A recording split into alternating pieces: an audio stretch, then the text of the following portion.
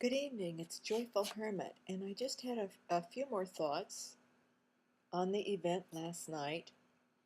When I was out praying and pruning and trying to work out some anger or resentment, that I realized that I would no longer be going to Mass. I also thought through, well, I really don't know that many people here. I haven't opened up about my spiritual life to people. One, two, three, four, perhaps four. And of those, not much in depth. And of those, I'm only in contact with one person on any regular basis, um, once a week. Sometimes it's once a month. I did email a woman and called her and asked her if she could get some Roundup for me today. She happened to be out on this end of town.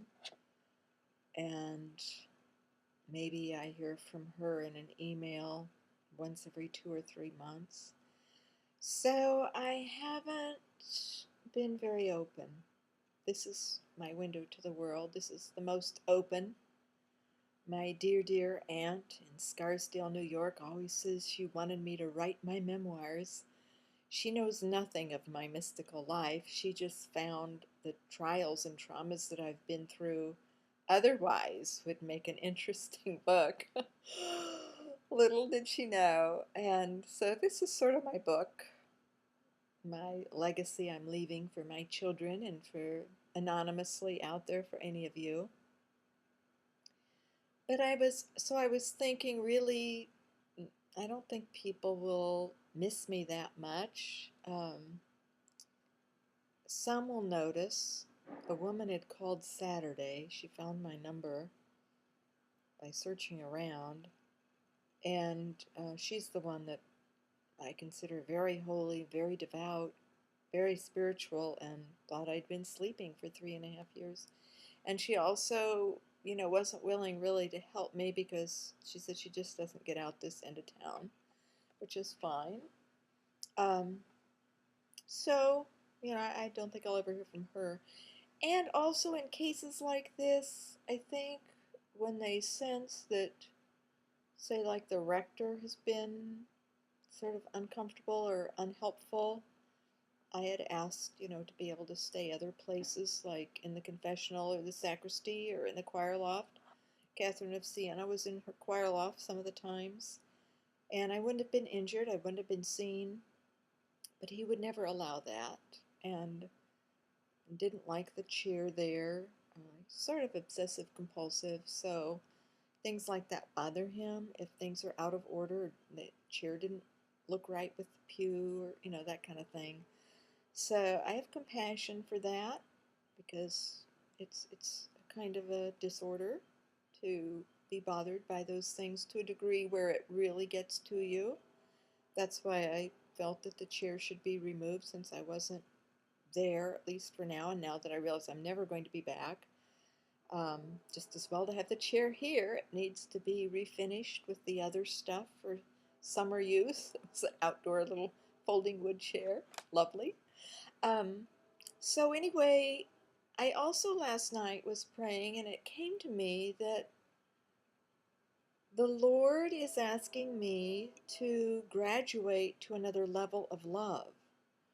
St. Bernard has the 4 degrees of love, and the fourth degree is to love God in Himself. And I think the second degree is to love God because you're supposed to love Him. And I think many of us also are at that stage, perhaps even some priests. Um, it can happen that we remain at that stage and do what we do because we're supposed to do it. Follow the rules, follow the way it's done, and keep things in order and love God because we're supposed to love Him. Fourth degree, I'll have to review what the third degree is, but the fourth degree is, I think the third degree is to love God because we want Him to love us, something like that.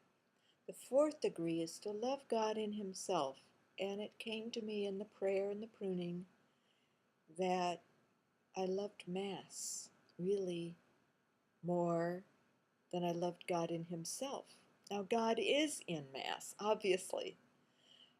He's key in Mass. His real presence, Father, Son, and Holy Spirit, and all the seven sacraments are in the Mass. But I loved that. Excuse me for jiggling my little laptop. I loved that. I loved the Mass. And now he wants me to love him in himself more than the Mass. And that's partly why I'm being plucked out. Plus, he wants me to wait here alone with him and do my little creative outlets that have no importance to the world and wait for the consummation of our mystical marriage. The wedding already took place. We had the wedding feast, and now the consummation to come. So I just wanted to add those. And also, I have found it interesting, even in these YouTube videos, in seeing the tracking of who watches and what ones are the highest hits. And even those are not the more spiritual ones. It's the ones talking about canon law and the consecrated hermit, the canonical hermit, or not. And I also add that in just knowing and reading some of canonical hermits, now I don't ever go back to the site of the one canonical hermit that my former spiritual director said, absolutely stay totally clear of her. She's, it's not, whatever, just stay clear. And I've since known some other hermits that say they too have, never look at her site anymore because it's a little off or it doesn't appeal. Um, but anyway, I haven't, and I'm not going to ever again. But some other canonical hermits, that's usually the first thing they write or the first thing they state. I'm a canonical hermit. And that sort of is telling also. I probably am even going to stop, for the most part, mentioning I'm a hermit. I guess I have that on my site title, Joyful Hermit.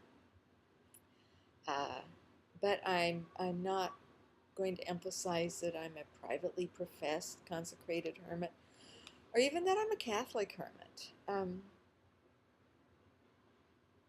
Right now, I'm waiting for my marriage with my beloved to be consummated. And I am praying to love God in himself, and more than anything else, more than even the Mass, which was my love of my life and my daily love. Now I realize it's God in himself, his real presence, all the time, every moment.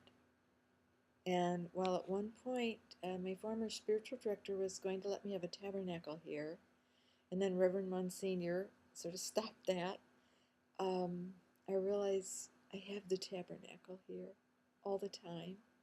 I have Mass here all the time. It's all, I just think of it, and it's here.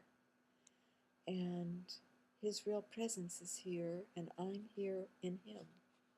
And he's in my little unimportant creative activities. God bless his real presence in you.